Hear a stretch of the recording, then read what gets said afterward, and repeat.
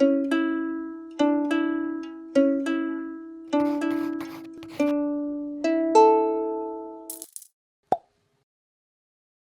오늘 내 월급을 부탁해를 준비해서 가지고 왔어요. 여러분들이 제일 좋아하시고 기다리시는 컨텐츠죠. 오늘은 굉장히 할 얘기가 많을 것 같아요. 그래서 좀 빠르게 시작을 해볼까 해요. 그래서 어쨌든 오늘 준비한 내 월급을 부탁해 여러분들과 함께 시작해 보도록 할게요. 오늘 사연자분들 만나보기 전에 오늘 사연부터 한번 보도록 할게요. 자, 오늘의 사연이 아주 심플하고 간단합니다. 자, 첫 사회생활 어떻게 돈을 관리해야 할지 모르겠습니다. 라고 보내주셨어요. 사회생활 처음 하면 아무것도 모르죠. 네, 저도 그랬었거든요. 저도 은행에 처음 들어갔는데 은행에 들어가면 돈 관리를 막 착착착착 할 것 같잖아요. 근데 연수원에서 한 5주 정도 연수를 받았었는데 그 기간 동안 정말 잠도 못 자고 계속 공부하느라 너무 바빴고 그때도 할 게 너무 많았는데 그렇게 배워서 와도 할 게 너무 많더라고요. 여러분들 다 공감하실 거예요. 연수를 받거나 연수원에서 배우거나 아니면 바로 현장에서 이렇게 일을 배우면서 하는데 솔직히 한동안은 아무것도 하나도 모르니까 정말 정신없이 시간이 흘러가잖아요. 그래서 은행원이라고 해서 처음부터 막 돈가리를 착착착 하는 게 아니라 막 물어봐도 다들 바쁘니까 뭐 대답을 잘 해주지도 못하고 뭐 들어도 모르겠고 공부해도 모르겠고 한동안 방황하던 기간이 있었는데 저도 좀 그런 걸 많이 느꼈어요. 뭐 상품을 뭔가를 선택해야 될 때 뭐 선배님 아니면 뭐 언니 이거 뭐 해야 돼요? 뭐 언니들이 뭐 그냥 아유 묻지도 따지지 말고 이거 해 막 이러면서 예? 하면 저는 막 연금을 펀드로 넣는다 해서 굉장히 깜짝 놀랐거든요. 뭐 채권 이런 거 해야 한대요. 야 이거 하루 이틀 넣을 것도 아니고 20년 30년 할 거면 펀드 하는 게 맞아 이러면서 그때도 저 굉장히 의심했거든요. 근데 그게 지금 수익 제일 잘 나요. 그래서 초반에 좀 이런 것들을 자세하게 잘 알려주는 사람이 있었으면 참 지금과는 또 다른 그런 결과를 아마 가졌을 것 같은데 좀 많이 아쉽다라는 생각이 들었어요. 근데 오늘 사연자분께서는 이제 갓 입사를 한 신입인데 어떻게 돈 관리를 해야 될지부터 먼저 물어보셨어요. 그래서 오늘 이 내 월급을 부탁해를 통해서 좀 본인이 어떻게 해나가야 될지 큰 틀을 잡는 데 좀 도움이 되었으면 하는 생각이 들고 또 여러분들도 많이 얘기해 주시고 같이 또 이야기를 하면서 라떼 라떼 경험도 얘기해 주시고 또 어떻게 하면 좀 더 잘할 수 있는지 여러분들 응원도 해 주시고 얘기도 많이 해 주시면 좋을 것 같아요. 아, 사회생활 첫날 나는 그곳으로 가지 말았어야 했다. 그쵸. 저도 그런 경험이 있어요. 그 지점에서 제일 이제 왕고참 언니가 뭐 저를 이렇게 부르는 거예요. 얘야, 너 이리 와봐. 이러면서 이렇게 딱 앉았어요. 그러니까 언니가 막 얘기하는 거예요. 너 꼭 은행에 다녀야 되겠니? 그래서 지금 나가면 너 갈 데가 많아. 꼭 은행에 다녀야겠니? 왜 은행이 왔니? 이러면서 물어보더라고요. 그러면서 언니가 하는 말이 언니의 월급 통장과 제 월급 통장을 딱 비교를 해보더니 내가 몇 년을 다녔고 너가 이제 들어 너랑 나랑 월급 차이가 얼마 나지 않는단다 이러면서 언니가 자 도망갈 기회를 주겠어 이러면서 얘기를 했었는데 저는 뭐 이 언니 왜 이래 이랬는데 그 말을 이제 와서 좀 이해를 하는 거죠. 그래서 어쨌든 그리로 가면 안 됐었어야 했다. 네, 저도 이해가 됩니다. 자, 오늘의 사연자분은 바로 이분입니다. 자, 바로 효효님이신데요. 오늘 채팅창에 들어오셨어요. 그래서 여러분, 뭐, 우리는 항상 아름답고 바른 말을 쓰는 사람들이지만, 또 본인이 있다. 궁금하고 우리가 물어볼 수 있다. 그리고 또 응원과 또 용기의 말들을 많이 많이 해주셨으면 좋겠어요. 저희 채팅창 분위기 되게 좋거든요. 되게 건전하고 바른 말을 하시는 분들. 굉장히 예쁜 말을 하시는 분들이 많아가지고 그 굉장히 거친 말을 하시는 분들은 없습니다. 그래서 걱정하지 말고 사연자 본인도 편안하게 참여해 주시면 될 것 같고요. 그리고 여러분들도 편안하게 얘기를 하시면 될 것 같아요. 자, 바로 닉네임은 효효님이신데요. 나이는 28세고요. 네, IT 기업의 신입이에요. 그래서 이분은 이제 갓 입사를 했죠. 작년 2021년에 입사를 한 정말 따끈따끈한 신입 사회초년생입니다.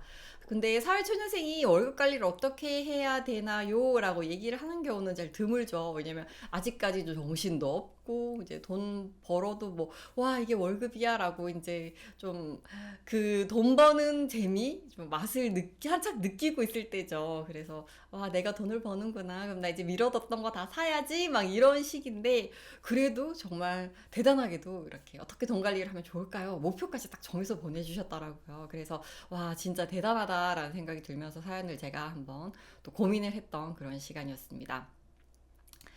자, 이분 월급부터 바로 공개하도록 할게요. 자, 이분 월급은, 네, IT 회사, 네, 세후 월 370만 원이에요, 여러분. 이렇게 월급을 공개하는 일이 솔직히 쉬운 일은 아니죠. 친구들한테도 월급 얘기 잘 안 하잖아요. 그런데 이렇게 공개적으로 이렇게 좀 상담을 요청해 주신 건 굉장히 용기가 있는 행동이기 때문에 우선 감사드리고 박수도 네, 드리겠습니다.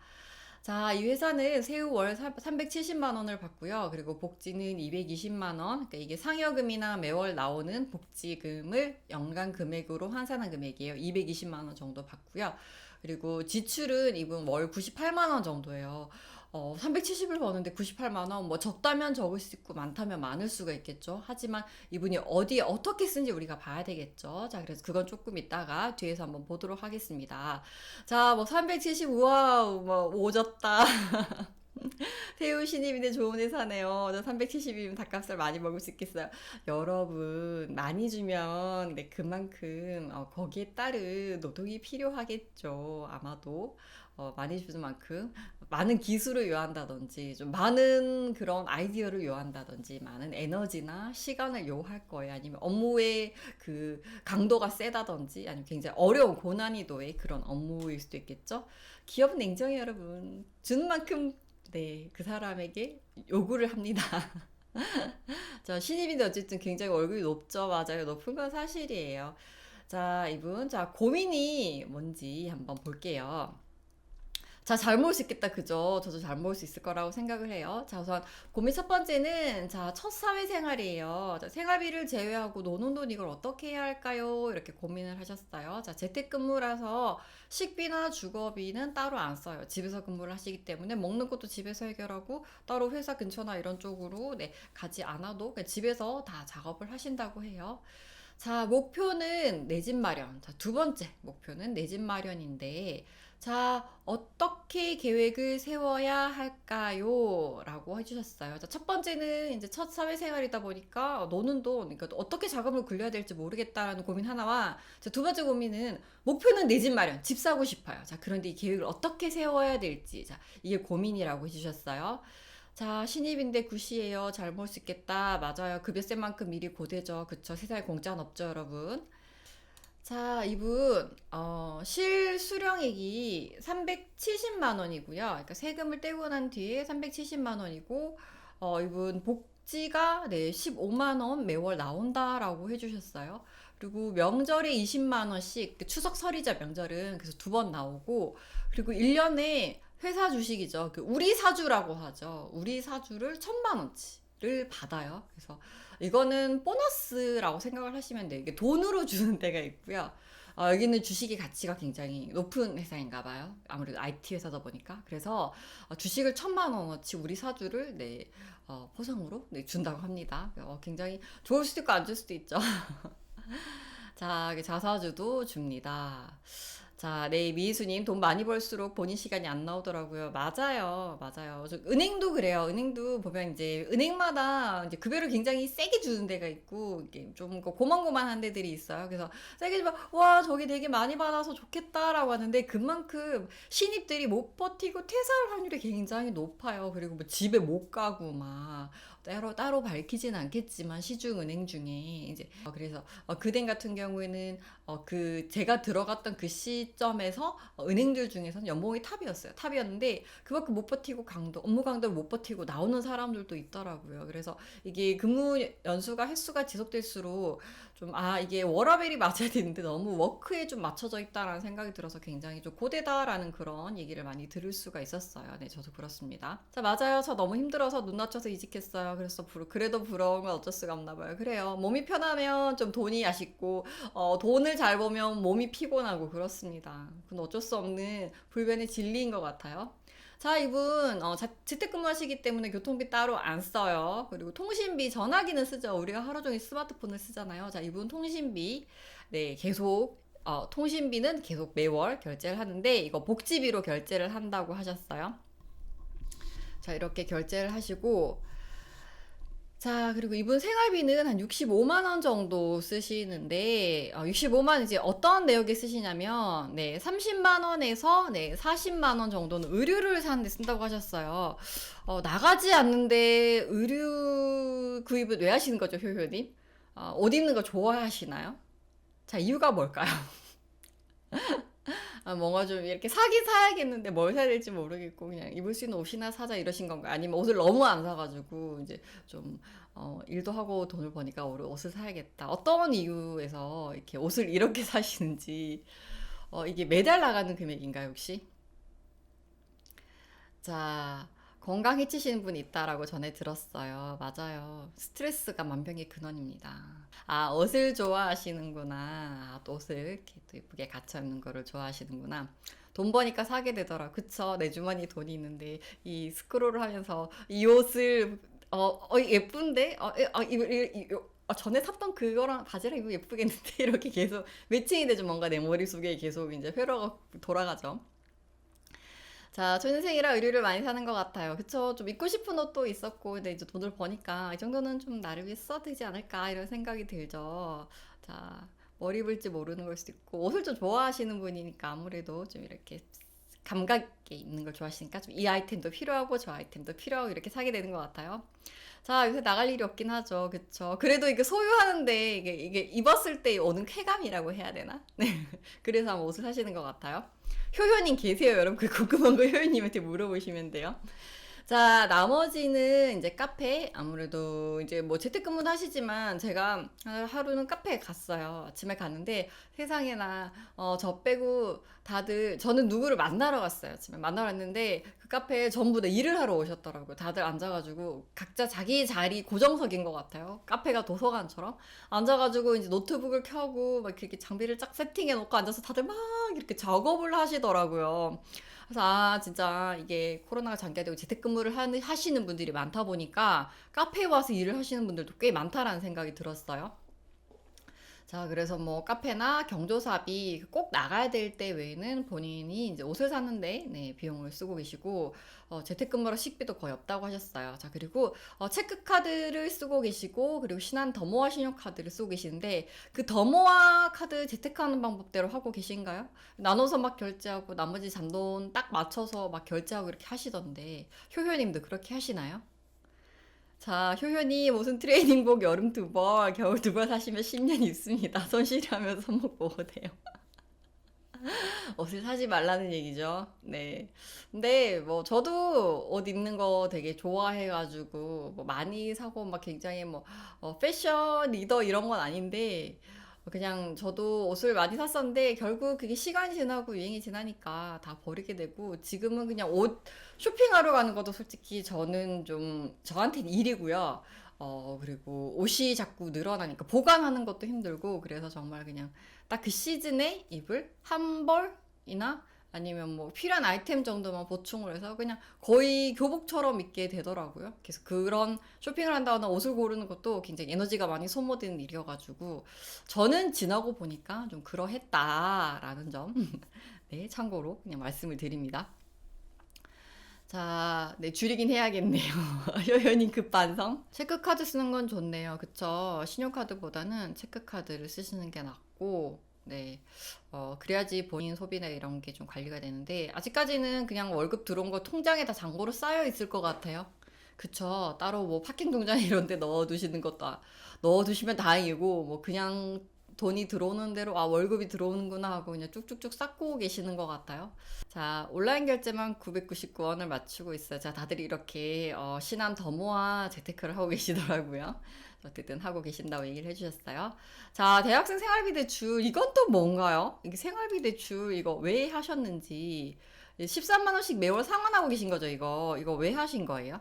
개발자 준비하면서 맥북 구매하는데 사용했습니다. 개발자시고 맥북 구매하면서 이거 대출 내서 사시고 이걸 상환. 그럼 이거 일종의 장비 구입비고 할부로 나가고 있는 거다, 그쵸? 그래서 이율이 높진 않을 것 같아요. 대학생 생활비 대출이기 때문에 이율은 좀 낮은 이율로 쓰시는 것 같은데 지금 여유가 있으시면 굳이 이걸 유지해야 되는 게 아니면 이거를 상환하시는 것도 괜찮을 것 같기는 해요. 아무래도 이율이. 예금이나 이런 거보다는 대출 이자가 더 나갈 거기 때문에 네, 11만 원씩 넣고 있어요. 카카오뱅크에 쌓고 있다라고 하셨어요. 11만 원씩. 최대 인정 금액은 10만 원이에요. 근데 더 넣으시는 거는 상관이 없는데 어쨌든 청약은 최대 인정 금액은 10만 원이기 때문에 10만 원 넣으시면 되고 그게 뭐 금액이 바뀌거나 이런 거는 좀 가능성이 제가 보기엔 높다고 생각이 되진 않아요. 왜냐면 기존에 넣었던 분들도 있기 때문에 그냥 최대 인정금액 10만 원으로 맞춰서 뭐 넣으셔도 크게 상관은 없을 거라는 생각이 들어요. 만약에 뭐 바뀌거나 하면 뭐 그때 돼서 생각을 해보면 되지만 현재로서는 청약 여기에 대해서 따로 변경된다는 내용이 없기 때문에 10만 원씩만 넣으셔도 충분합니다. 11만 원인 이유가 있나요? 10만 원이면 넣으면 혼나나요? 최대 인정 금액이 10만 원이에요. 이게 청약을 할 때 10만 원까지만 인정해주고 그 이상의 금액은 청약 순위나 점수를 산정하는데 인정을 안 해주거든요. 그래서 최대 10만 원까지입니다. 어쨌든 주택이 뭐 국민주택 규모도 있고 뭐 민영주택도 있는데 어쨌든 나중에는 잔고나 요건만 되면 해주는 게 있어가지고 뭐 잔고 금액이 더 많거나 근데 인정 금액 안에서 10만 원 안에서 인정을 해주기 때문에 그런 부분 때문에 청약은 여유가 되고 괜찮으면 그냥 10만 원씩 매달 꾸준히 계속 쭉 넣으세요라고 하는 얘기도 그 이유 때문이죠. 무조건 많이 넣는 게 아니라 10만 원을 꾸준히 오랫동안 넣는 게 중요해요. 자, 주택 청약 현재 안 넣고 있는데 또 어떻게 될지 모르니까 뭐 적금 삼아 넣으시는 것도 괜찮을 것 같아요. 뭐 청약을 하신다면은 계속 쌓아가지고 금액 채워서 청약하시면 되고 그게 아니라면 해지하면 웬만한 적금 이율보다 잘 나오니까 그냥 적금 겸 청약 겸 해가지고 넣으셔도 될 것 같아요. 금액이 변동될까봐 11만 원 넣었는데 10만 원만 해도 충분하겠네요. 그래서 제가 여쭤봤어요. 11만 원 이거 관련된 영상이 하나 있어가지고 저도 그거 봤거든요. 왠지 그거 보신 것 같아가지고 말씀 드렸어요.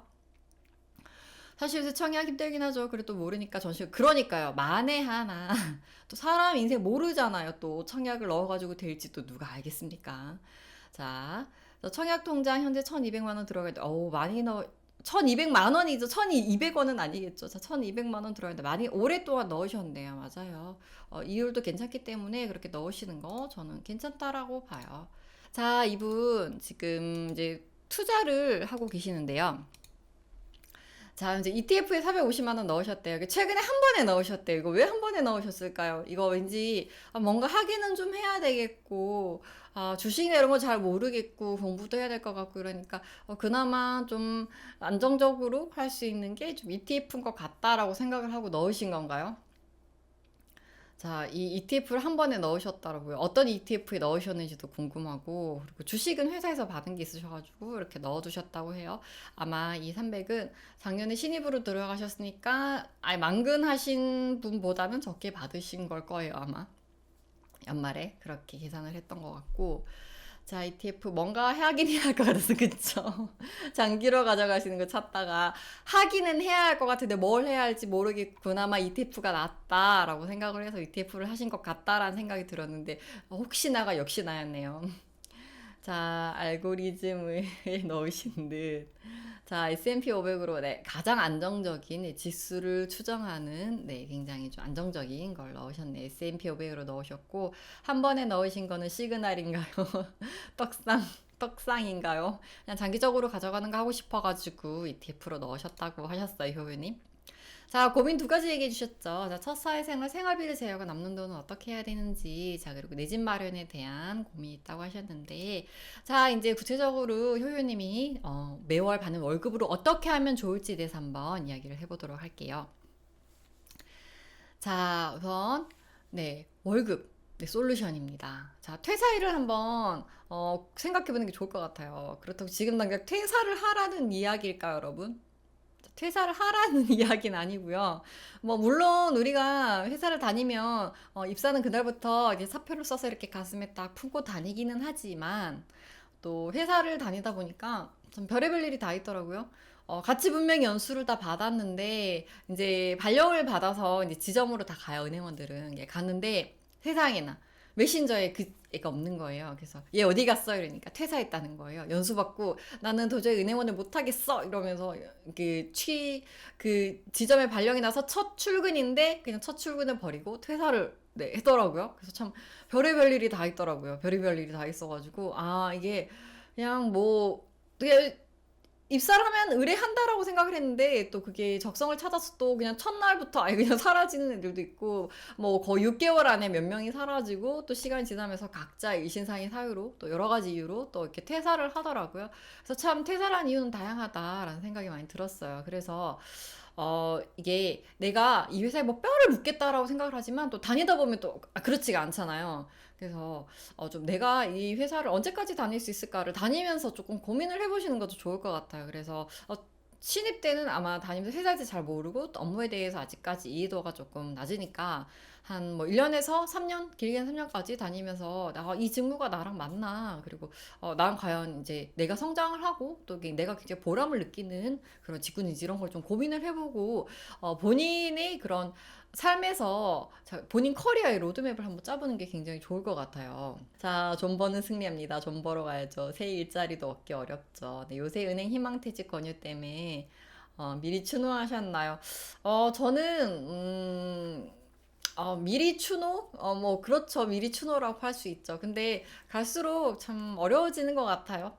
자, 퇴사일 설정하면 시간을 계획하고 쓰는 것 같아요. 맞아요. 내가 딱 내일 나가야지 이건 아니지만, 이 회사 한 10년 정도 다니면 그때 돼서 또 내가 뭔가 새로운 일을 할 수 있지 않을까? 아니면 내가 이 회사를 정말 오래 다니고 싶다라고 생각하면 정년까지도 한번 생각을 해보고 다니면 되는 거죠. 그거 내가 정하는 거니까 중간에 바뀌는 건 언제든 바뀔 수 있으니까 좀 그렇게 시간을 좀 한정적으로 리미티드 에디션? 리미티드 타임? 뭔가 시간을 좀 설정해두고 생각을 해보면 이게 그렇게 한정적이거나 굉장히 길다는 생각이 들지 않고 그러면 내가 10년 안에 나가려면 내가 이 회사에서 뭘 배워야 되고 뭘 해야 돼 이런 게 딱딱딱 정리가 될 거예요. 그래서 좀 막연한 것 같지만 이제 갓 들어온 신입이 얘기하면 좀 무슨 얘기야? 뭐 이럴 수도 있지만 직장을 다녀본 사람의 그런 경험으로 좀 다른 분들도 얘기를 하시지만 좀 그렇게 하면 본인이 조금 더 체계적으로 뭔가 시간을 쓰고 업무 커리어를 쌓을 수 있다는 점 이런 점을 참고를 하시면 좋을 것 같아요. 자, 그래서 본인이 이제 이 회사를 얼마나 다닐지 다니면서 좀 고민을 해보시고, 그 다음에 이제 내가 그 안에서 목표를 설정하는 게 중요해요. 그래서 내가 다닐 날이 어느 정도 설정이 되면 내가 이 회사를 다니면서 받을 수 있는 급여, 총 급여액 이런 게 어느 정도 계산이 나오잖아요. 그래서 그 안에서 이제 구체적으로 내가 1억을 모을 건지 2억을 모을 건지 이런 걸 한번 계획을 세워보는 게 좋고, 그리고 내가 금액을 종잣돈을 좀 모아서 집을 사고 싶다 하셨잖아요. 그러면은 실제적으로 내가 그 돈을 모아서 내 집 마련을 하겠다 이런 목표를 세우셨잖아요. 자, 그리고 내 집 마련을 하고 난 뒤에 또 계속해서 돈이 들어오잖아요. 그래서 그 돈으로 아니면 내 집으로 이렇게 투자를 해서 목표를 뭐 10억까지 만들어 보겠다. 좀 불리는 이런 계획까지도 세우실 수 있으면 한번 세워보는 게 좋겠죠. 자, 그래서 본인도 계속 성장을 하고 돈도 계속 쌓여가고 또 투자도 하고 이렇게 하면 이제 돈도 쌓이고 내 커리어도 쌓이고 내 자산, 내 몸이 자산이잖아요. 특히 기술 관련 직종은 그래서 그렇게 하면 또 이직을 할 기회도 올 수도 있고 또 뭐 스카우트 기회가 올 수도 있고 뭐 스타트업 관련으로도 갈 수도 있고 굉장히 좀 많은 것들을 하잖아요. 요즘 뭐 사내 벤처나 이런 것도 굉장히 많이 하고 그래서 그런 커리어 로드맵을 좀 잘 짜 나갈 수 있지 않을까라는 생각이 들어요. 그래서 뭐 안에서 계속 성장을 하고 싶으시면 승진을 언제쯤 하겠다, 어떻게 하겠다 이런 목표를 세우시는 것도 좋고 그래서 직무 목표, 뭐 자기계발 목표 이런 것도 세우면서 또 자산관리 목표, 또 돈을 내가 버는 돈을 어떻게 불려나갈 건지 이런 목표들을 동시에 좀 세워 나가시면 좋을 것 같다는 생각이 들어요.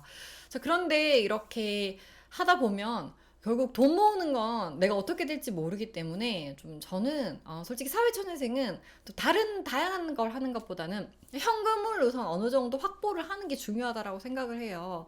왜냐면 이직이나 창업을 하거나 이러면 결국 돈이 필요하잖아요. 뭐 주식 같은 경우에는 팔아서 돈을 만들어야 되고 부동산 같은 경우에도 내가 내일 당장 팔고 싶다고 해서 팔 수 있는 건 아니잖아요. 그래서 아무래도 좀 바로 쓸 수 있는 환가성이 좋은 그런 자산으로 넣어두거나 현금으로 바꾸기 좋은 아니면 좀 현금성 자산을 좀 어느 정도 좀 많이 확보를 한 다음에 뭔가 그 다음 액션으로 취해도 좋지 않을까라는 생각이 들어요. 그래서 저는 우선적으로 좀 1억 모으기를 한번 해보셨으면 좋겠어요. 뭐 1억이 뭐 그냥 정말 아무나 다 모으는 금액도 아니고 뭐 어딜 가면 다 1억 모으기 1억 모았어요 1억 모으세요라고 하잖아요. 근데 저는 이게 제일 현실적인 금액인 것 같아요. 뭔가 집을 하나 사는데도 요즘 뭐 1억짜리 집이 있긴 하지만 보통 우리가 괜찮다라고 생각하는 입지 요건의 주택은 보통 뭐 4억, 5억 이상 뭐 위치에 따라서는 진짜 그 이상 몇 배나 가기도 하잖아요. 그래서 뭔가를 좀 하고 움직이려고 하면 최소한 1억 이상은 있어야 그래도 뭔가를 해보려고 하는 생각이 들어요. 조금만 더 모아서 하면 된다라는 생각이 들기도 하고, 아, 이 돈으로 이건 해볼 수 있겠는데? 라는 그런 생각이 좀 드는 금액이 1억이라는 생각이 들어서 사람들이 1억 모으기에 관심도 많고 1억을 아마 첫 목표 금액으로 많이 잡는 게 아닌가라는 생각이 들어요. 아, 그래서 효효님은 1억을 한번 모아보셨으면 좋겠습니다. 자, 그러면 이분 1억을 이제 어떻게 모아할까요? 자, 이분 지금 매월 지금 370 정도 받으신다고 하셨잖아요. 자, 그러면 우리 효효님 계산을 한번 해보도록 하겠습니다. 자, 실수령액이 370만 원이면 연봉은 하면 6천 초반 정도 찍힐 것 같아요. 아마 작년에는 다 못 받으셨고, 올해는 아마 다 받아보시면 6천 초반 정도 찍히실 것 같은데, 실수령액은 연간 4,620만 원 정도 돼요. 그냥 작년을 기준으로 봤을 때. 그리고 주식 하고 명절 상여까지 더 더하면은 이제 5,660이 돼요. 자, 그럼 연소득이 제가 6천 초반이라고 말씀을 드렸잖아요. 근데 실제는 한 이 정도 받으시는 것 같아요. 자, 우리 사주까지 포함해서요, 여러분. 그 복지비까지 다 해가지고. 자, 그래도 이분 지금 현재 월급이 370만 원이라고 하셨고요. 그리고 매월 쓰는 금액이 한 97만 원 정도 됩니다. 자, 그러면 이게 비중으로 봤을 때는 현재 26% 정도 지금 쓰고 계시는 걸로, 네, 지금 계산이 되고요. 자, 그럼 이분 1억 모으기 실현 가능할까요? 자, 저축률을 80%까지 한번 끌어올려 볼게요. 저축률을 80%까지 이분을 끌어올리면, 자, 이분 이제 80%까지 하면 약간 300만 좀 안 되는데 300만 원 정도 된다라고 이제 계산을 하고 12달을 넣으면 1년에 3,600만 원 모을 수 있어요, 이분. 자, 3,600만 원 모으면 그러면 이분 1억 모으려면 기간이 얼마나 걸리냐면, 자, 2년하고 7개월을 딱 모으시면 1억을 모으실 수가 있어요. 2년 7개월. 근데 1억, 2년 7개월, 길다면 길고 짧다면 짧을 수 있지만 매년 2천만 원씩 모으잖아요. 그러면 이거 5년 걸려요. 5년 걸려요. 그 2년 7개월이면 굉장히 빠른 거죠. 빠른 거고, 자, 이분 생활비 의료로 많이 쓰신다고 하셨잖아요. 의료로 많이 쓴다고 하셨는데 만약에 이걸 좀 줄이시고 약간 얘기하셨던 것처럼 봄, 여름, 가을, 겨울 네, 추리링 두벌 해가지고 이렇게 버티시잖아요. 자, 만약에 버틴다고 했을 때 이분 자 매월 생활비 44만 원으로 줄이면 네, 생활비는 12% 정도 나가니까 저축률이 88%까지 올라옵니다. 굉장히 이거는 거의 뭐 거의 대박이죠. 뭐 다 모은다라고 100%라고 봐도 될 정도로 88% 정도면 자, 그럼 이 금액이 326만 원이에요. 자, 326만 원을 12달을 모으는 겁니다, 여러분. 자, 그러면 이분 3,912만 원 모을 수 있어요. 약 얼마예요, 여러분? 약 4천. 1년에 4천. 안 쓰고 그냥 다 모읍다라고. 88%는 거의 다 모으는 거죠. 자, 그러면 이분 2년 5개월 만에 1억 모으기 성공할 수 있어요. 자, 여러분. 도전하시겠습니까? 자, 오징어 게임입니다. 도전하시겠습니까? 근데 제가 장담하건데 만약에 효효님이 이렇게 해서 진짜 1억을 2년 7개월, 2년 5개월 만에 모으시잖아요. 아마 뭐 동기분들 실제로 만나보셨어요? 못 만나보셨을 것 같은데 온라인으로 막 했을 것 같은데 어쨌든 동기분들 중에 지금 집이 있는 사람을 제외하고 본인 돈을 모아서 본인이 집을 산다고 했을 때 뭐 동기 중에 가장 빨리 집을 살 수 있는 사람이 되지 않을까라는 생각이 들어요. 정말 이게 빠르게 하고 싶으면요. 정말 그만큼 빠르게 시작해야 되고 정말 좀 타이트하게 해야 돼요. 그래야지. 왜냐면 아무런 자본 없이 아무런 돈 없이 시작을 하려면 우선 목돈부터 만들어야 되는데 본인이 지금 소득이 굉장히 좋고 높은 편이고 이거를 조금 더 악착같이 해서 내가 이걸 돈 벌어서 이걸 왜 해야 되나라는 생각이 들 수도 있지만 이렇게 하면 나중에 사람들은 솔직히 과정은 힘들어해요. 뭐 궁금하진 않고 뭐 별로 알고 싶지도 않지만 이거를 하고 나중에 효유님이 이 돈을 바탕으로 집을 사고 내 집 마련을 하고 나중에 빨리 자산을 불려나가고 했을 때 다른 사람보다 몇 억은 앞서 나가 있을 거란 말이에요. 그때 돼서 사람들 우와 너 어떻게 했어? 라고 물어보게 된단 말이에요. 그래서 사람들은 과정보다는 결과에 더 관심을 가지고 그리고 그렇게 했을 때 효님이 좀 힘들었던 그런 시간들은 다 그런 걸로 보상을 받을 수가 있는 거죠. 자, 83만 원에 10년 모아야 1억. 자, 그럼 5년 만에 1억 하려면 168만 원이네요. 자, 이분 충분히 가능하시다. 자, 그렇습니다. 가능합니다. 소득이 많을수록. 자, 296만 원 80%네요. 그쵸? 자, 넉넉하게 3년 잡으셔서 쓸 거 쓰시면서 하시는 것도 괜찮을 것 같아요. 라고 하셨어요. 자, 사회 최저 월급이 4년 내에 내내, 그쵸. 오르는 것까지 또 감안할 수 있죠. 저 정도면 월급이면 충분해요. 맞아요. 일단 첫 목돈 모으기 성공, 다음 단계 자신감 생겨. 맞아요.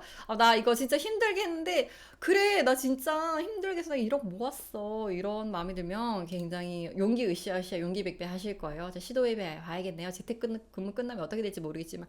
그건 또 그때 가서 생각을 하면 돼요. 만약에 또 뭐가 또 추가적으로 해야 되는 게 생기면 기간 약간 늘리면 되죠. 이걸 뭐 꼭 지켜야 되는 건 아니잖아요. 그죠? 그래서 상황에 맞게 조금 더 조정을 할 수 있지만 그렇게 정말 좀 굳은 의지를 가지고 해보시는 게 좋을 것 같아요. 저는 9천 모으는데 3.5년 걸렸어요. 와, 시장 김밥 1,000원 시절에 그거 먹으면서 버텼습니다. 가능해요.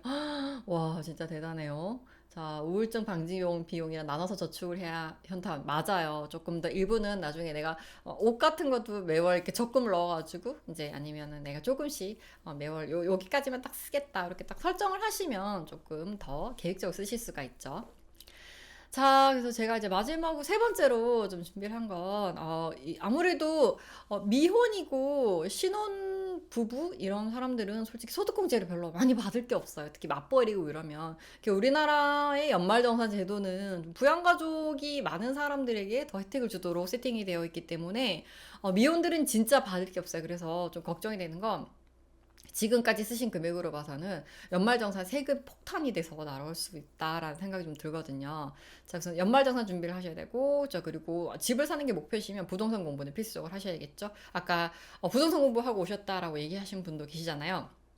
그러니까 본인이 내 집 마련이 목표라면 어디에 어떤 집을 살지 목표를 세워야 되겠죠. 뭐 꼭 그 집에 들어가야 된다는 게 아니라 이쯤에 살면 좋을 것 같다라든지 아니면 나중에 출근을 하게 되면 그 근처 아파트라든지 이런 것들을 조금 더 공부를 해보시면 계속 부동산을 계속 보다 보면 좀 어느 정도 보는 눈이 생기잖아요. 그러면은 내가 그때 정말 정작 필요한 입지에 들어가야 되는 그 위치에 들어가야 되면 또 거기에 대해서 또 공부를 하면 되죠. 그래서 부동산 공부는 하루아침에 되는 게 아니어가지고 시장 흐름도 한번 봐야 되고 뭐 입지 요건이나 뭐 이런 것도 한번 봐야 되고 시간이 나면 그냥 아파트 동네 이렇게 다니면서 이제 임장도 한번 하고 뭐 그렇게 해가면서 눈을 높여야 돼요. 그래서 부동산 공부는 시간이 걸린다. 그래서 뭐 내일 당장 뭐 내가 보는 눈이 갑자기 확 이렇게 점프할 수 있는 게 아니기 때문에 이런 것도 조금씩 관심을 가지면서 영상들도 보시고 실제로 본인도 한번 찾아보시고 이렇게 공부를 하시는 게 좋을 것 같고 그것보다 이분이 조금 더 시급한 거는 아무래도 연말정산 부분인 것 같아요.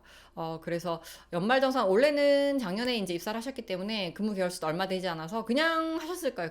그냥 이제 의례적으로 하셨을 건데 아마 원래는 만근을 하시게 되면은 이 연말정산 좀 준비를 하셔야 될 것 같은데 미혼인 경우에는 소득공제를 받을 부분이 좀 별로 없어요. 왜냐면 부양가족이 있어가지고 이렇게 차감할 수 있는 것도 아니고 그렇다고 뭐 효연님이 돈을 많이 쓰셔가지고 카드값이 엄청 많이 나와가지고 뭐 그걸로만 해도 이미 충분히 뭐 다 받으실 때 이런 것도 아니어가지고 그래서 좀 세액공제 받을 수 있는 상품을 조금 금융상품을 넣으시는 게 좋을 것 같다라는 생각이 들고요. 그래서 연간 지금까지의 패턴으로 봤을 때는 보내주신 걸로 연간으로 환산해서 봤을 때는 연간 780만 원 정도 네, 소비를 한다라고 만약 가정을 하면 연말정산이 연소득 내 연봉 대비해서 25% 넘어가는 금액에 대해서 해주거든요. 그러니까 1,500만 원 정도는 써야 되는데 솔직히 쓸 계획이 아니라면 쓰는 게 더 손해긴 해요. 그래서 우리 그렇잖아요. 백화점에 가서 내가 28만 원어치 샀는데 30만 원어치 사면 상품권을 준대요. 그러면 나 상품권 10,000원 받으려고 2만 원 더 쓰는 참 그런 굉장히 좀 아이러니야. 딱 이게 딱 걸려있죠. 좀 그런 약간 느낌이긴 한데 세금을 내느냐 이제 뭐 돈을 더 쓰느냐 이 문제긴 한데 그래서 연말정산과 관련된 그런 이제 세제득을 맞으시는 그런 상품을 조금 더 보강을 하시는 게 좋을 것 같고 그리고 체크카드 위주로 좀 쓰시는 게 좋지 않을까. 왜냐면 그게 좀 한도가 더 크니까. 근데 아까 말씀드렸던 그 연소득 부분 조금 걸리는 부분이 있어요. 그래서 만약 집에서 연말정산이 뭐 가족들이 따로 하시는 게 아니라면 뭐 큰 금액이라든지 가족들이 좀 4명의 카드를 조금 더 써서 이런 사용 금액을 조금 더 채울 수 있으면 좀 채우는 것도 좋죠. 그래서 가족들이 연말정산을 얼마나 받는지 보시고 이제 그걸 이제 본인 거기 다른 가족 영향을 받지 않는 한도 범위 내에서 내 쪽으로 소비를 조금 더 이렇게 약간 잡아주면 조금 더 나을 수도 있죠. 자, 그리고 이제 그런 부분은 이제 효님이 좀 보시고 챙기시면 될 것 같고, 그리고 금융 상품으로 좀 공제를 받을 수 있는 이런 전략들도 조금 필요해요. 그래서 제가 몇 가지 정리를 한번 해봤습니다. 연말정산 아니면 손해가 있나요? 뭐 세금을 돌려받는데 차이가 없으면 안 하는 것도 큰 상관이 없어요. 그 세금을 돌려받을 수 있는 게 많으면 아무래도 연말정산 하는 게 맞고요. 뭐 굳이 난 내지도 않고 그냥 뭐 별 차이가 없다. 뭐 생각보다 이게 신고하는 게 이런 게 별로 없다. 뭐 해도 그만 안 해도 그만이신 분들은 굳이 뭐 안 한다고 해서 그게 문제가 되지는 않습니다. 자, 내가 일하는 곳은 최저임금이라서 안 해도 된다고 하던데, 네, 임금이 좀 적은 곳은 안 해도 상관없어요. 자, 우울증 방지 비용 뭐 1년 모아서 하시는 게, 자, 소비는 제가 일하는 데는 전부 3.3% 되는 데인데, 그러시면 이건 프리신가요? 프리거나 아니면은 좀 개인 사업으로 일을 하시는 것 같아요. 그래서 이런 분들은 5월에 네, 그 종합 네, 소득 그 종합과세 대상이죠. 그때 5월 달에 신고하신 거고, 회사에 소속돼서 일하시는 근로자분들은 연말정산 1월 달에 지금 등록 기간이 1월에 해가지고 2월에 이제 작년에 내가 낸 세금이랑 내가 쓴 거 이런 거 다 정산해가지고 세금을 덜 냈으면 더 내라 그러고, 이제 더 냈으면 돌려주는 거예요. 환급을 해주는 거예요. 세금을 딱 1년치를 딱 소득이랑 내가 받은 거 그리고 내가 쓴 거 정산을 하는 거. 연말에 정산하는 거. 세금을 얼마나 냈는지 계산을 하는 거예요. 자, 지금 효교님 같은 경우에는 이제 연말 정산 준비가 조금 필요해요. 그래서 이렇게 하시면 되는데, 자, 우선은 돈을 모으실 때는 제가 좀 이런 상품을 쓰시는 게 좋을 것 같다라는 생각이 들어서 한번 준비를 해봤어요. 자, 바로 네, 저율과세 상품입니다. 자, 목돈이 모이거나 하면은 아니면 적금을 넣어도 좀 이율을 더 주는 곳에 너무 좋잖아요. 그래서 뭐 이율이 높은 곳에 이렇게 적금을 넣으시는 것도 괜찮지만, 어, 이제 목돈이 쌓였을 때 그 돈을 맡겨놔야 되잖아요. 그래서 뭐 투자형 상품에 넣을 수 있지만 투자형 상품에만 넣는 건 아니잖아요. 일정 금액을 내가 목돈으로 가지고 있어야 되는데, 자, 그럴 때는 이렇게 저율과세 상품을 이용하시면 됩니다. 자, 저율과세 상품 여러분들이 이용하고 계신가요? 저율과세 상품?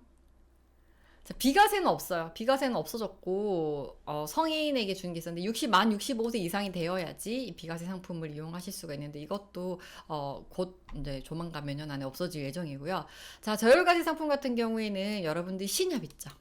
뭐 신협이나 이런 곳에 이금융기관에서 여러분들이 조합원으로 등록을 하시면 3천만 원까지 이제 세금이 아예 없는 건 아니고 1.4%만 떼고 거의 비과세죠.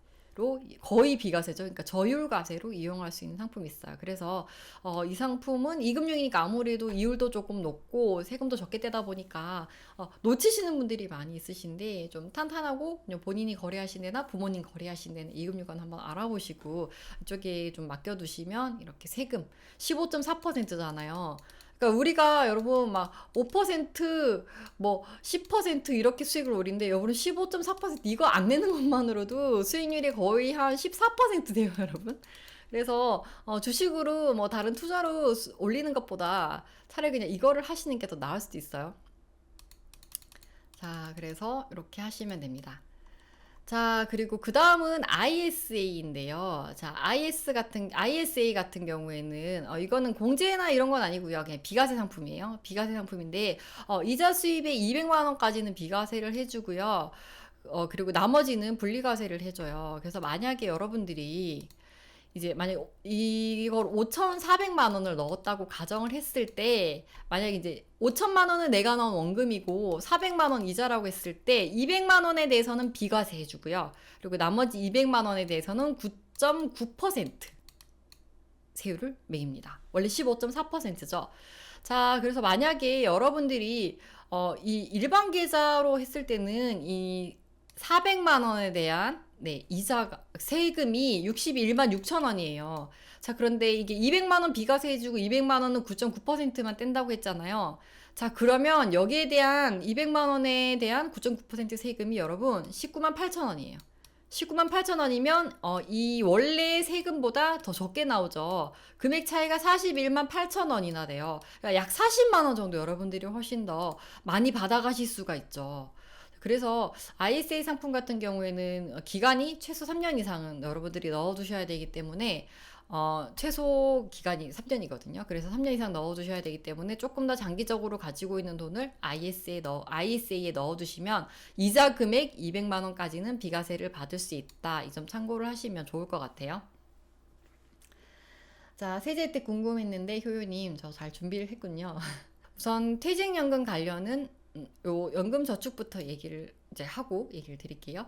자, 우선 연금저축은 이제 뭐 펀드가 있고 보험 있고 여러 가지가 있는데 효연님이 약간 뭔가를 해야 되겠다라고 하셨는데 저는 개인적으로 보험이나 이런 것보다는 조금 펀드, 투자형 상품에 더 추천을 드리고 싶어요. 왜냐면 이거를 제가 해보니까 보험은 그냥 넣고 원금은 보정이 되는데 수익이나 이런 게 크게 높지가 않아요. 그래서 개인적으로는 펀드는 어차피 연금 같은 경우는 지금 당장 찾아서 쓰는 게 아니기 때문에 한 20년, 30년 이상 넣어두잖아요. 그래서 펀드로 계속 투자형 상품으로 불리니까 좀 수익이 나요. 그리고 만약에 나중에 이제 수익이 뭐 오르고 떨어지고 하는 건 있긴 하지만 제가 봤을 때는 그냥 넣어두는 것보다는 조금 투자형 상품으로 운용을 하시는 게 훨씬 더 나은 것 같다라는 생각이 들더라고요. 그래서 그냥 따로 수익이 안 나고 그냥 원화의 가치가 떨어지잖아요. 시간이 지나면 돈의 가치가 떨어지기 때문에 그냥 두는 것보다는 투자하는 상품에 넣어가지고 그때에 대해서 내가 받는 시점에 조금이라도 더 수익을 낼 수 있는 상품으로 넣으려면 연금저축 펀드로 넣으시는 게 훨씬 낫다라는 생각이 들고, 자, 그리고 퇴직연금 같은 경우에는 연금저축이랑 이제 같이 갈 수 있는데요. 이게 같은 상품이라는 게 아니라 한도가 연금저축은 400만 원까지 공제 혜택을 받을 수 있고요. 퇴직연금 같은 경우에는 700만 원까지인데 이거 두 개 합해서 700만 원까지예요. 그러니까 연금저축 펀드에 400만 원 넣으셨으면 퇴직연금까지는 300만 원 넣으셔가지고 700만 원까지 세제 혜택을 받으실 수가 있어요. 자, 그래서 이 두 가지 상품으로 이제 700만 원까지 맞추시면 이제 받으실 수 있다. 혜택을 받으실 수 있다. 자, 그 700만 원이면요. 월 한 58만 원 정도 되거든요. 근데 이거를 꼭 다 맞춰서 넣으시라는 게 아니라 본인이 생각할 때 이 정도는 넣어도 될 것 같다. 돈 모으기에 조금 더 집중을 하고 싶다라고 생각을 하시면 여기에 너무 많은 금액을 딱 맞추기보다는 좀 어느 정도 적정선으로 맞추면 좋을 것 같다는 생각이 들어요. 근데 지금 세금을 어차피 내는 금액까지 생각을 하면 어느 정도 조금 맞춰서 넣으시는 것도 괜찮을 것 같긴 한데 이건 좀 시뮬레이션을 돌려보시는 게 좋을 것 같긴 해요. 그래서 무조건 다 풀로 맞추시라는 게 아니라 본인이 생각하는 좀 범위 내에서 맞춰가지고 넣으시는 게 나을 것 같아요. 그래서 보통 이제 이런 분들은 올해 한번 만근을 해보시고 1년 다 근무를 하고 연말정산하고 다음에 세금 내는 거 보고 깜짝이야 하면서 이제 막 한도를 최대한 맞춰서 막 넣으러 오시는 분들이 있어요. 그래서 연금저축은 기본적으로 조금 이제 400만 원 정도는 맞춰서 넣으시는 게 조금 낫지 않을까라는 생각이 들거든요. 그래서 매월 한 33만 원 정도고요. 퇴직연금 같은 경우에는 본인이 좀 부족한 것 같다 하시면은 세금을 환출해내지 않은 범위에서 조금 더 보충해가지고 넣으시는 그런 방법도 있습니다. 자, 그래서 이거 참고를 하시면 되고, 자, 그리고 보험이나 청약도 세제 혜택을 받을 수 있긴 해요. 보장성 보험 같은 경우에는 자동차 보험 같은 거 있죠. 그런 거 넣으시면 이제 뭐 받으실 수 있고, 보장성 보험은 연간 납입 금액 중 100만 원 까지만 세액공제를 받을 수 있고요. 그리고 청약 같은 경우는 소득공제를 받을 수 있긴 한데 조건이 안 되실 것 같아요. 총급여가 7천만 원 이하여야 되고 무주택 세대주여야 돼요. 근데 집에 세대주분이 따로 계시지 않나요? 뭐 부모님 중에. 그래서 이거는 좀 청약저축은 받기가 조금 생각보다 해당사항 있는 사람이 잘 없다라는 거를 좀 제가 봤을 때는. 그래서 이 부분은 좀 받기 어렵겠지만 그래서 퇴직연금이나 연금저축 이쪽으로 좀 맞춰가지고 세제 혜택을 받을 수 있는 상품을 가입을 하시는 게 좋을 것 같고, 목돈을 모으거나 아니면 목돈을 좀 장기적으로 투자를 하거나 아니면 비과세 혜택을 누리고 싶다 하시면 저율사 가세 상품 그리고 ISA 상품을 조금 더 잘 포트폴리오를 짜서 넣으시면 세금도 적게 내고 그리고 세금도 연말정산 때 덜 내고 최대한 세금 환급 받는 것까지는 기대 안 해요. 세금을 내지 않을 정도만 좀 맞추셔도 좋을 것 같다라는 그런 생각이 들어요. 이렇게 금융상품을 좀 어느 정도 적절히 잘 분배를 해서 좀 효유님이 활용을 하셨으면 좋겠다라는 말씀을 드리고, 그리고 아까 그 투자 ETF 했다고 하셨잖아요. ETF를 하셨다고 하셨는데, 이거는 아까 그 효유님이 하셨던 거랑은 조금 이제 다른 거긴 한데 ETF를 한번 찾아봤어요. 이게 조금 해외 ETF인데 최근에 좀 핫해가지고 종목 추천이 아니라요. ETF는 변동성이 좀 낮잖아요. 이게 주식은 막 이렇게 갔다가 막 이렇기도 하고 막 이렇게 그리잖아요. 근데 ETF 같은 경우에는 아무래도 여러 가지가 다 한꺼번에 담겨 있는 거다 보니까 평균값으로 움직이니까 변동성이 크진 않아요. 근데 이 ETF 상품 같은 게 최근에 3개월 동안 완전 좀 난리가 났었던 게 18% 수익률을 올렸던 뭐 그런 상품이라고 하긴 하는데 이걸 추천한다라는 게 아니고 ETF 같은 것도 좀 넣을 때 여러분들이 이렇게 투자를 할때 어떻게 해야 되는지 그냥 제 경험을 하나 말씀드리면 좋을 것 같아서 동화 같죠. 어느 VIP의 이야기 또 보셔야 될 것 같아요. 이 그래프가 뭐냐면 여러분 주가 종합주가 지수 코스피 네, 변동 그래프인데요. 자, 이 2007년, 2008년도에 그때 금융위기가 왔었죠. 자, 그래서 이때 막 사람들이 한창 막 2000 간다고 막 와 막 되게 막 2000 이제 또 가나요? 그때 2000 안 갔었거든요. 막 1800에 걸려 있고 막 1700에 걸려 있고 이랬었는데 막 2000 가나요? 이러면서 뭐 굉장히 난리가 났었단 말이에요. 그래서 그때 사람들이 굉장히 좀 환호하고 이때 어떤 걸 많이 판매했냐면 펀드를 그렇게 많이 판매했어요. 펀드를 많이 판매했는데 그때 브릭스 많이 판매했고요. 그리고 중국 막 이때도 해외 관련 그런 상품들이 굉장히 인기가 많았어요. 그래서 이때 아마 그런 거 굉장히 많이 판매했었는데 자 2007년도에는 자 2000에 막 우리가 와 이러고 있었는데 자 그 이후로 자 이렇게 쭉쭉쭉쭉 빠지기 시작을 해요. 그 위기가 왔습니다. 위기가 와서 어디까지 빠졌냐면 자 여러분 892까지 빠졌었어요. 이때는 거의 뭐 패닉 상태였어요. 펀드 계좌 열어보면 막 마이너스 50% 마이너스 60%까지도 있었어요. 그러니까 이때 사람들이 이제 이 중국 펀드, 뭐 해외 펀드 넣으면 이거 해외 워낙 지금 막 뜨고 있고 막 신흥국들이고 막 굉장히 성장하는 나라들이고 이러면 넣으면은 돈을 벌 거다라는 생각을 해서 이때는 사람들이 나눠서 넣는다는 생각을 별로 안 했어요. 그래서 막 예금처럼 1000만 원을 뚝뚝 넣었어요. 이 시점에. 1000만 원, 막 2천만 원, 천 이렇게 해서 막 나눠가지고 중국 펀드 브릭스 이렇게 해서 쭉쭉쭉 넣었어요.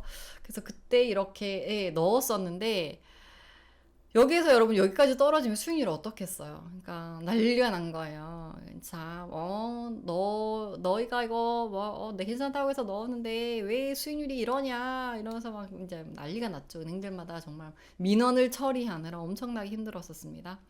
자, 그래서 결론을 말씀드리면 이때 들어가신 분들은 플러스 난 분을 받기가 정말 힘들었어요. 근데 이런 장에서도 플러스 난 분이 있었어요. 어떤 분이냐면 자, 이 기간 동안 적금처럼 꾸준히 넣으셨던 분들은 수익이 났어요, 여러분. 심지어 전 딱 한 번 봤는데 100% 수익이 난 분도 있었어요. 지금은 다 주식이지만 이때는 주식을 하시는 분도 있었지만 그때는 거의 펀드 열풍이었거든요. 그래서 근데 이제 VF분이 굉장히 난리가 났었다고 했잖아요. 그래서 이제 손해를 보고 그분이 펀드를 환매를 하셨어요. 우리로 치면 이제 주식으로 치면 뭐 매도를 한 거죠. 그래서 근데 제가 이때쯤 돼가지고 이제 그분한테 얘기를 했어요. 자, VIP 고객님. 자, 지금이 넣을 타이밍이다라고 했어요. 그러니까 좀 이상하게 보시는 거예요. 아니, 내가 해가지고 손해를 봤는데 뭐 넣기든 뭘 넣어? 그러니까 아니에요. 지금 넣을 타이밍이고 그러면서 자 대신 매월 넣으세요. 매월 20만 원씩 뭐 이렇게 20만 원, 뭐 20만 이렇게 나눠가지고 분산해가지고 이렇게 많이 넣으려고 하질 않으시더라고요. 그래가지고 이제 조금씩이라도 한번 넣어보세요라고 해가지고 매월 꾸준히 이제 넣었어요. 한 이 정도. 이렇게 넣으니까 이때 제가 넣어드린 게 한국투자증권에서 판매하는 삼성 쪽에 이제 삼성 관련인 곳 담아놓은 펀드였어요. 그래서 제가 이제 은행 직원마다 선호하는 증권사나 선호하는 그런 상품들이 있거든요. 그래가지고 제가 이제 삼성과 관련된 것들 좀 우량한 걸 넣어야 된다. 해가지고 이제 삼성이랑 이제 이것저것 좀 이렇게 국내 주식형으로 해서 넣었어요. 넣어가지고 이때부터 쭉쭉쭉 넣었는데 이게 마이너스 날 때도 있죠. 물론 이렇게 중간에 이렇게 빠질 때도 있고 이렇기 때문에 근데 결과적으로는 이제 갈 때마다 이제 수익률 표를 뽑아서 드렸죠. 그러니까 수익률이 한 플러스 20% 정도에서 환매를 하셨어요. 그러니까 이게 20%보다 조금 더 나올 때도 25%대에서 환매를 하신 분도 할 때도 있었고 상품도 있었고 뭐 조금 더 떨어질 때도 있었고 뭐 부분 환매를 한 적도 있었지만 저 결국 제가 이제 이때 큰 교훈을 얻었죠. 이게 주식이 이때에 대해서는 이게 올라갈지 내려갈지 모르잖아요. 누가 알아요, 이거를. 이렇게 떨어지지 누가 알았겠어요. 지금에 와서야 보니까 이때가 바닥이었다라는 걸 알 수 있지만 여러분 코로나19 와서 이렇게 떨어지지 누가 알았겠어요. 그래서 제가 이때 느낀 걸로는 이게 투자도 그냥 내가 뭔가 확신에 차서 뭔가 이거를 하면 이게 대박이 될 거다. 이거를 뭔가 뭔가 좀 이렇게 확신을 가지고 하는 게 아니면 투자도 이렇게 꾸준히 이렇게 쭉쭉쭉쭉 이렇게 넣다 보면 어느 정도 수익이 나는구나. 내가 높을 때 넣을 수도 있고 낮을 때 넣을 수 있지만 여기 이렇게 넣다 보면 결국에는 내가 가진 그 투자금의 평균 금액은 여기에 맞춰질 거잖아요. 내가 아무리 높을 때 넣어도 여기 넣어둔 둔 게 있기 때문에 이렇게 평균에 맞춰지면 이 계좌는 플러스로 갈 수밖에 없잖아요. 그래서 뭔가 이렇게 투자를 처음에 하시는 분들은 잘 하는 실수가 그냥 이게 안정적이고 괜찮겠지 하면서 그냥 목돈을 탁 넣어버리는 거. 진짜 많거든요. 효연이만 그런 게 아니라 은행에 오시는 그런 고객분들이 다 그냥 그렇게 이게 나눠서 넣어도 된다라는 걸 아무도 가르쳐 주지 않아서 그냥 목돈으로 턱 넣으시더라고요. 네, 주식 그래프예요, 시골회원님. 자, 그래서 2007년도라 저는 초육이었네요. 자, 네. 전 국방회사에 넣고 장투하고 있고 지는데 안 내려와서 올라 안 내려와서 좋아요.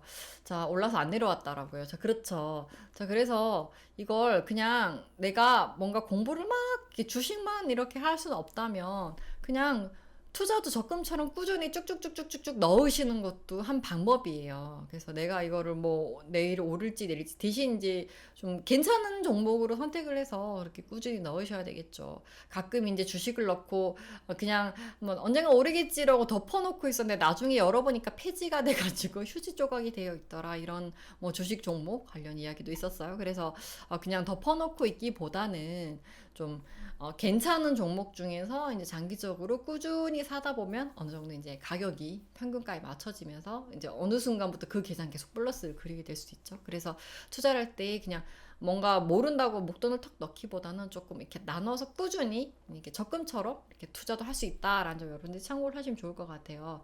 은행에서도 목돈 넣으라고 권유도 많이 하던데요. 어떤 상품이었어요? 어떤 상품에 목돈으로 넣으라고 하는 건지 주식회사를 알아보고 공부해보고 투자해. 아무데나 넣으면 안 되지요. 그쵸? 아무데나 넣으면 안 되죠. 어떤 상품의 목돈을 뭐 ETF나 신탁형 상품은 목돈이 들어가야 되긴 하지만 펀드 같은 경우에는 그래서 여러분들이 이제 금융사 같은 경우에는 이렇게 추천을 한다고 해서 무조건 그렇구나라고 해서 무조건 덜컥 넣으시는 게 아니라 여러분들이 판단을 하셔야 돼요. 이게 그냥 은행 직원들이 최대한 하긴 하지만 또 실적도 있잖아요. 그러니까 상품과 관련된. 그래서 그런 것들을 여러분들이 좀 잘 구분을 하셔야 돼요. 이게 무조건 좋아서 이거를 권유를 하는 건지 아니면 이게 실적 부분도 있는 건지 그거를 여러분들이 좀 눈치를 좀 채셔야 되는데 쉽진 않아요. 쉽진 않은데 너무 100% 믿지 마시고 좀 본인도 고민을 해보시고 조금 더 찾아보시고 이런 얘기 저런 얘기도 한번 들어보시고 좀 그런 것들을 종합한 다음에 의견을 종합한 다음에 좀 하시는 게 본인이 좀 투자를 하는데 좀 현명하게 투자를 할 수 있는 방법이 아닐까라는 생각을 해요. 자, 그래서 이렇게 한번 준비를 해봤습니다. 자, 오늘 효요님, 자, 우선 월급 솔루션 같은 경우는 우선 퇴사일을 한번 설정을 해보고 본인이 그 얼마만큼의 기간 동안 일을 하고 그리고 얼마나 모을 수 있는지 이런 것들을 좀 구체적으로 한번 계획을 세워보는 게 어떨까. 그리고 효요님이 지금 수준에서 집을 마련을 하려면 우선 1억부터 모아야지 뭔가 뭐 대출이 나오더라도 일부는 대출로 해결할 수 있지만 나머지 금액은 내가 내야 되는 금액이잖아요. 만약 내가 뭐 4억짜리 집을 산다. 뭐 대출이 만약에 50%가 나오는 지역이다. 그러면 2억은 내가 가지고 있어야 되거든요. 만약에 뭐 70%가 나온 지역이다. 그러면은 4억이면은 여러분 70%면 2억 8천이 나오잖아요. 대출이. 그러면은 내가 1억 2천을 들고 있어야 돼요. 그러면은 효연님이 1억을 모아뒀으면 2천만 원만 조금 더 융통할 수 있으면 뭐 신용대출이라든지 아니면 조금 더 열심히 모아가지고 이렇게 집을 할 수 있는 그런 종잣돈이 되겠죠. 자, 그래서 내가 집을 사는 것도 좋지만 거기에 필요한 자금이 얼마인지 내가 종잣돈 얼마를 모아야 되는지를 조금 더 고민을 해보시고 우선 1억 모으기부터 도전을 해보시라라고 말씀을 드렸고 그리고 지금 현재 연말정산을 받을 수 있는 세제 혜택을 받을 수 있는 부분이 적기 때문에 오히려 세금을 좀 내야 되는 상황이 올 수도 있다. 그래서 연말정산을 준비할 수 있도록 세제 혜택이 있는 상품들을 좀 가입을 하신 걸 추천드렸고 그리고 내 집 마련이 꿈이라고 하셨으니까 좀 부동산 공부를 지금부터 조금씩 시작을 해보셨으면 좋겠다. 뭐 굉장히 좋은 채널들 많이 있잖아요. 그래서 그런 것들도 한번 보시고 너무 맹목적으로 믿기보다는 나에게 조건에 맞는 내 상황에 맞는 이런 것들을 스스로 좀 찾아가는 그런 효유님이 되셨으면 좋겠다라는 생각이 들어요. 자, 네, 워너비님. 자기 투자금의 비중을 잘 조절해서 분할 매수, 그리고 비중이 큰 순간 떨어지면 심리적으로 네, 못 견뎌서 네, 투매로 손실이 날 수도 있다. 이런 얘기를 해주신 것 같아요. 그래서 심리적으로 흔들릴 수 있기 때문에 네, 꾸준히 네, 천천히 잘 조절해가지고 사기를 추천한다. 이런 얘기를 해주셨고. 자, 쓰지 말고 아끼면서 살면 1억 금방 모아요. 이렇게 결국 처음에 좀 목돈을 모으는 건 어쩔 수가 없어요, 여러분. 좀 이렇게 아끼고 그냥 정말 아끼고 아끼는 방법밖에 없어요. 다들 그렇게 시작을 했어요. 다들 정말. 저도 그렇게 했었고, 그래서 그렇게 아껴야지 1억을 모을 수가 있어요. 이렇게 쓰면서 1억을 모으려면 아주 많이 벌면 되겠죠. 아주 많이 벌면 되지만 그게 아니라면 내가 버는 게 한정적이라면 그 안에서 최대한 많이 모을 수 있도록 아껴야 된다. 자, 저 27인데 아끼고 잘 쓰고 해서 집 샀습니다. 우와, 진짜, 우와, 진짜 대단한데요? 27살인데. 자, 효유님, 할 수 있습니다.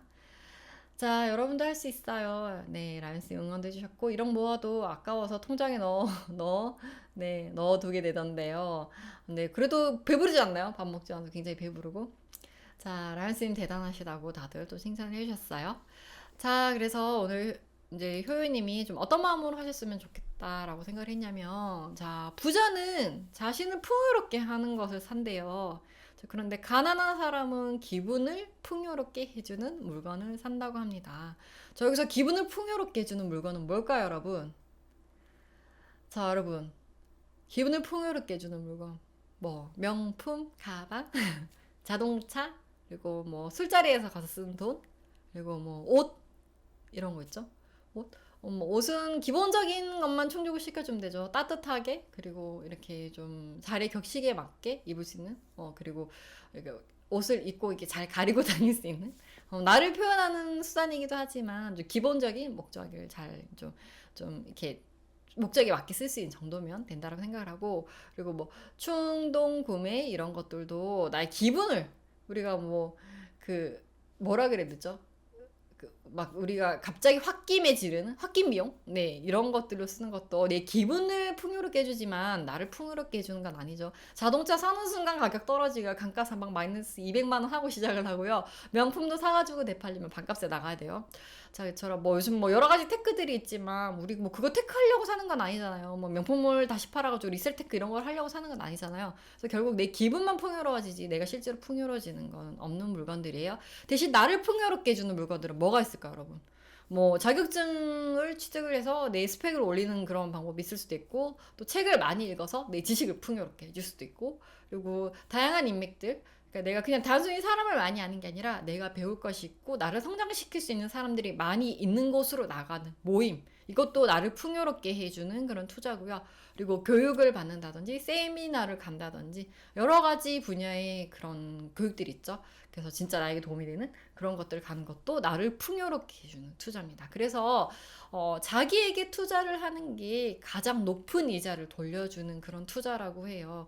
내가 공부를 하고 내 업무 커리어를 성장시키고 이렇게 하면 내 몸값이 올라서 연봉이 올라가고, 그리고 내가 부동산 공부를 해서 집을 정말 처음을 샀는데도 정말 공부를 많이 해서 정말 잘 샀다. 뭐 집값도 뛰고 굉장히 내가 좋은 곳에 집을 정말 저렴하게 잘 샀다. 이것도 내 자산을 높여주는 거잖아요. 그래서 결국 자기에게 투자를 하는 게 가장 높은 이자로 나에게 돌아온다고 해요. 자, 그래서 이런 부분을 잘 기억을 하시고 지금 하시는 게 그냥 뭔가 힘들다고 생각을 하시기보다 이 모든 것들이 나중에 나에게 다 좋은 그런 시너지로 다 나에게 돌아온다. 나를 풍요롭게 해주는 그런 일들이다라고 생각을 하시고 하면 힘들지 않게 여러분들이 아주 편안하고 여러분들이 좀 즐겁게 재테크를 할 수 있지 않을까라는 생각이 들어요. 자, 효유님 정보가 너무 많아서 혼란스러웠는데 오늘 뭔가 큰 틀이 잡혀가는 것 같아서 많은 도움이 됐습니다. 다른 분들도 좋은 말씀 감사드려요.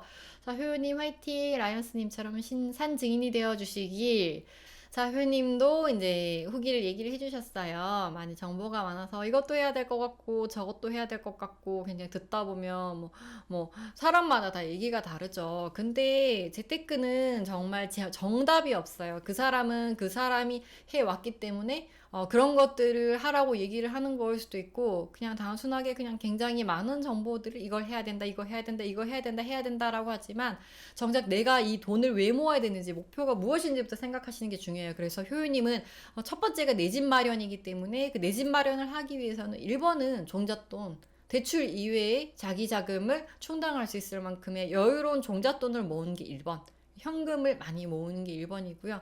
그리고 부수적으로 해야 되는 거는 이제 내가 월급이 있는 만큼 세금을 내야 되니까 연말정산에서 세금 금액이 많이 나가지 않도록 세제 혜택을 받을 수 있는 상품들로 좀 그런 부분을 세금 금액을 좀 줄일 수 있는 이런 보완을 좀 하시는 게 좋겠다. 이렇게 세 가지로 압축을 해서 말씀을 드릴 수 있을 것 같아요.